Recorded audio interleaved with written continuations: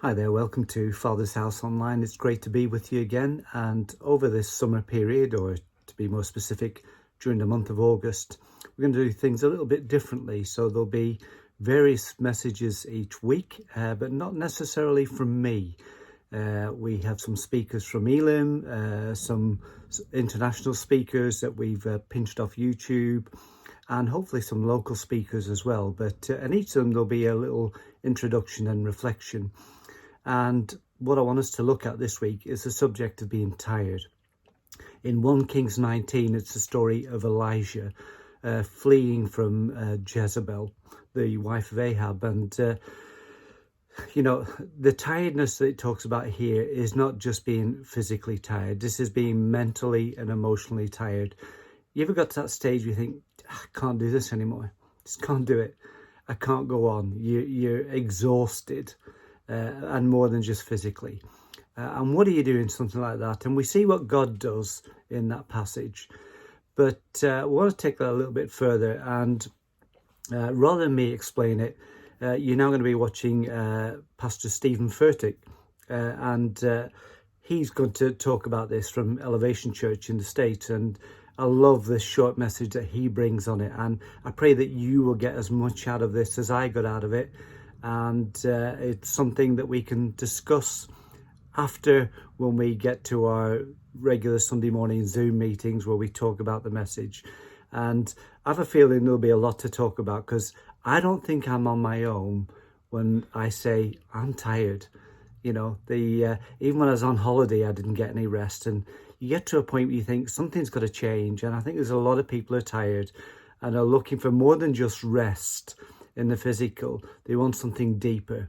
And thank God for the God of rest, and the God who is human and who knows what it's like to be tired just as much as we are. So enjoy this message from Pastor Stephen, and we'll catch up later. And what do I tell the person who is too tired to go on? What do I tell the one who says, I'm too tired? God said, tell him, I got tired too.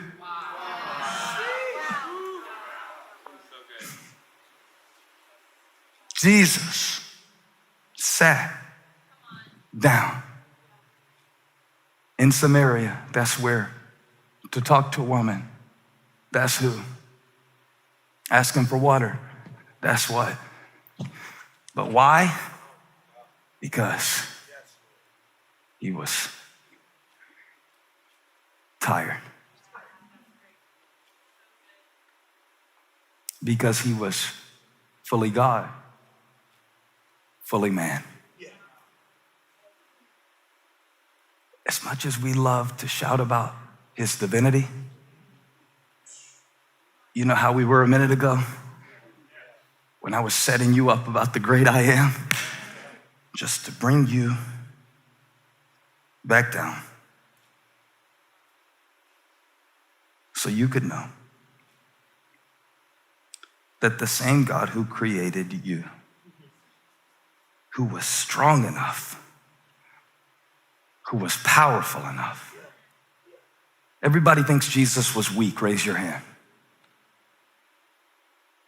Maybe being weary doesn't mean you're weak. Jesus, tired. Why was he tired? I didn't say who was he tired of. We already know it was Peter. Come on, Peter's fighting you at every turn, cussing and stuff in front of the press, having to bleep Peter out, I know he was tired of the Pharisees. He couldn't wash his hands or not wash his hands. They followed him to every bathroom, every dinner. I know he was tired of them, but it says he was tired from the journey. Thinking about Jesus' journey, they walked everywhere. No Uber, Jesus, Uber Christ, Uber Savior. 3-day walk from where they were baptizing through Samaria. Straight through was the shortcut, by the way. The direct route is sometimes the divine route. Instead of hiding the fact that you're tired, you just say, God, I'm tired. Somebody was yawning during my sermon one time, and I just got mad about it. I said, how are you tired? You're not doing anything. But I found out later they worked a night shift and came straight to church. It's kind of hard to understand someone if you only see them at one part of their journey. And some people that we think are weak maybe are weary. Have you thought about that? That just because you're weary, it doesn't make you weak. How do you know that? Jesus. I am the light of the world. I am the bread of life. I am the resurrection. I am the door. I am the shepherd. I am the true vine. I am the way. At some point, 6 hours after they left that morning at noon, he said something we wouldn't expect to hear the Savior say. I am tired. This is the incarnation. I worship a God who is powerful enough to give me strength and who is human enough to get tired. And for some reason, this week, I felt that some of us needed to meet tired Jesus. I thought maybe you could relate to him because his journey didn't really start with just leaving that morning. That's enough. 6 hours that day. 6 hours in one day. I got a 6-hour drive coming up with my kids, and I'm downloading every episode of The Office on all of their phones, just hoping we can make it 6 hours, still be saved, still be married, still be healed, delivered, blessed, and one happy family. And that's a drive. 6 hours. Because you leave at 6, it's noon, it's hot, it's the heat of the day. Of course he's tired. And yet I wondered, was it only physical? Or did he go through Samaria because he was tired of the way they were treating each other? Why was he tired? Why did he come? To abolish the barriers, full of grace and truth, and we beheld his glory. His journey didn't start in Bethlehem. In the beginning was the Word, and the Word was with God, and the Word was God, and the Word became flesh. That's a long trip. From the sapphire seal of heaven to the dusty streets of Samaria, of course he was tired. Even youth will grow weary and stumble, but those who wait on the Lord, I'm waiting on God right now. I'm waiting. Somebody say, I'm waiting. I'm waiting. I'm waiting. And I'm weary. And I'm not going to lie to you. I'm weary. This is getting old. And some of y'all want to cuss right now. Don't do it in the chat. They'll block you. But even in your mind, you're like, I'm sick of this. I am sick of this. That's not an I am statement we read in the Bible, but that's what you're saying right now in your heart. I am what? I am sick of this. I am sick and tired. I am tired of fighting battles. Now, the thing about me, some people say when they get tired, they start laughing. Not me. When I get tired, I get mean. How many of you, when you get tired, that's why when you had to pull me out of the elevator in Australia and I was about to fight that guy after I preached, I had just finished giving the invitation too. If you're here today, the Lord says, come. And that dude said something sideways to me. And my uncle taught me to hit him with your elbow if you can get close enough. And I was cocking the elbow and Chunks pulled me back. He said, I was jet lagged. I had preached 23 times in 4 days. They were preaching me to death at Hillsong Church. I'm preaching tired. And Chunks pulled me. I said, come on, you're too tired now. Because when you get too tired, you start fighting battles that don't matter to distract you from the ones that do. That's just me. I start fighting everybody. I start fighting people that are trying to help me when I'm tired. So Jesus said, y'all go get lunch. I'm sitting here for a minute. Because the ones y'all have been fighting against are the ones I came to save. He had to go through Samaria. He had to sit down. There was a woman coming who needed him. She didn't even know it. She had no idea who he was. He sat down Because he was tired. I mean, you don't have to do anything right now. Just sit down and receive this word. That the Son of God got tired. The Son of God got tired.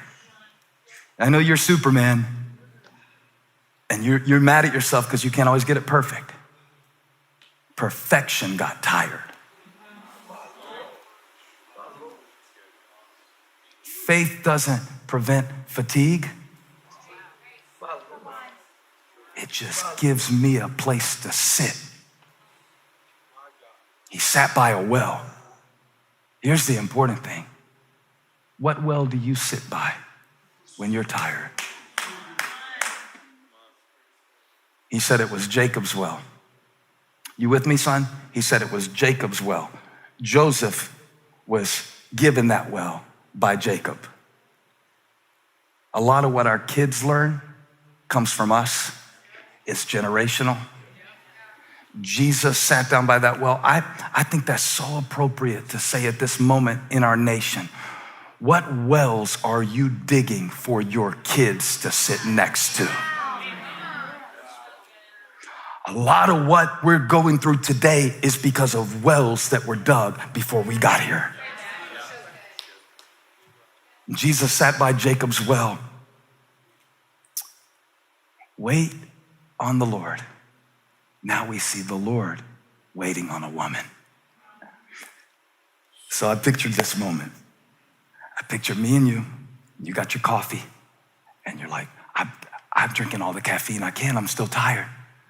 And I know you can watch a TED Talk about, when to go to bed and when to wake up and all that. I'm not talking about that. I'm talking about tired inside. I'm a soul doctor. I don't know anything about REM. I don't know anything about ergodynamic pillows. Did I say that right? I don't know anything about your mattress number. That is not my specialty. But I know that sometimes you've got to sit down by a real well. And listen to me, a lot of the places that we're sitting while we're tired are only making us more dehydrated. A lot of the places that we're drinking from are making us dumber, more fragmented, less whole, less informed. And this woman comes up. Now picture it, she comes up at noon because she's sneaking away from all of the people who talked about her. She is a woman with a past. The last thing she wants to see is a man, specifically a Jewish man, specifically a rabbi. And Jesus says, hey, can I get a drink? This is not a pickup line. This is not a pickup line. This is not a surface level question. This is Jesus asking this woman, do you even know what's in you? I'm gonna stand up now. I'm gonna stand up now. Because I hear God saying to someone today, you don't even know what I put inside of you. What I have put inside of you is so great. Now, if you only see things on the surface, if you judge how people judge, you will never see what's inside. This was Jacob's well, but it was really just something for Jesus to sit on. When he sat on the well and asked the woman, can I get a drink? He was not talking about H2O. Don't you get it? It's never about what we think it's about. It's always something deeper. So Jesus has showed up in this woman's situation. And I can't help but think it's for somebody today. You have been at your wit's end and you thought I was going to give you a little pep talk. And you thought I was going to tell you, get on with it and trust God and move forward and all these little cliches of faith. But I came to tell you, sit with him a little while. Sit with him a little while. Sit with him a little while. Sit with him and see who you really are.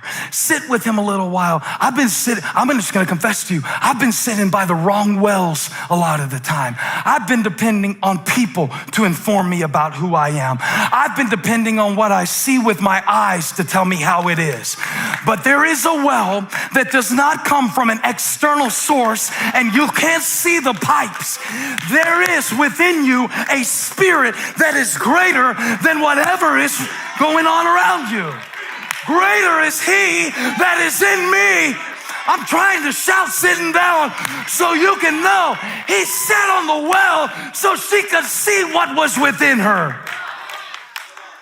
And I believe God is revealing some things to us in this season. I believe God is revealing to his church in this season that he has made us for a time when the world is so divided, when he has made us for a time that the world is so apathetic. And he sat by the well. He sat by the well to talk to a woman who had had 5 husbands and was living with number 6 so she could know he was number 7.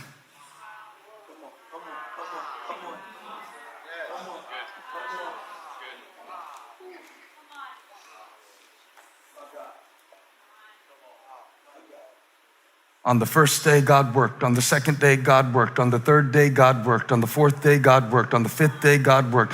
On the 6th day, God worked. What did he do on the 7th? He sat down, not because he needed rest, but because she did. And that's what I love about a God who will not only fight for me and walk with me and talk with me, but God said to tell you this week, he is the God who will come through 41 generations and go through Samaria just to sit with you. Just to sit with you. Sit with him for a minute. He might show you something that is within you that nobody else noticed. This woman had been passed around like the jar that she carried to the well that day. She knew what it was to feel used. Did he sit down at the well that day because he was tired? Or because she was? You tired of being used by people? You tired of being manipulated by people? Sit with me. Because I'm not seated where you're seated. When I sit with him, he has seated me with him in heavenly places, far above every ruler and principality. You say, I'm tired. God said, me too. I'm tired of seeing how people treat one another too. I'm tired of the injustice too. That's why I came in the form of a man, so that I could be what man could never be. I came to hang on a cross and say, it is finished, so that you can rest. I know we got work to do, but can we sit for a minute? Can we just sit with him for a minute? By the well that will never run dry. Some of us passed E a long time ago. The tank has been empty a long time. So God says, I want you to sit with me. When you sit with me, you will see with me. When you sit with me, who is this for? Just raise your hand right now in the room. Raise your hand in the chat. Say, this is for me. I want to sit with him. I want to sit by the well that has living water.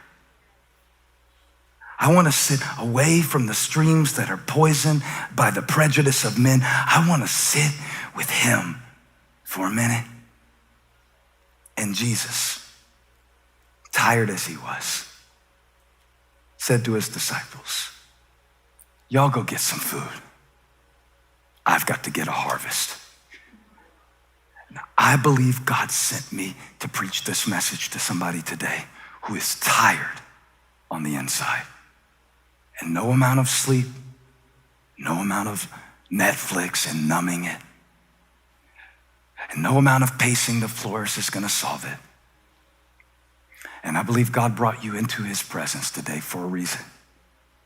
And I think he woke me up at 3 in the morning this night, the night before, so that I could feel a little bit physically while I preach this, how you've been feeling before we got here. How Jesus felt was how the woman felt. Even youth will grow tired and weary, and young men will stumble and fall, but they that wait on the Lord will renew their strength. And God said, even if you don't have the patience to wait for me, I'm waiting for you. When you are tired, you must be very careful that you do not become dehydrated. You have got to drink this water. You have got to drink this word. You have got to drink this worship. You have got to move away from wells that will never quench your thirst. And you have got to receive the water that flows from within. In the beginning was the Word, and the Word was with God. And the reason that you came to church today is God wanted to give you water. He knows you're tired. He knows you're thirsty. He hung on a cross and said, I thirst too. He stretched his arms this wide because he was tired of it too. And the man who was God became man, and he who knew no sin became sin, that we might become the righteousness of God. And he said to the woman, and he said to me, and he said to you, come unto me, all you who are weary and heavy laden, and I will give you rest. I am the bread of life. I am the resurrection. I am the light. I am the shepherd. I am the gate. I am the way. I am the vine.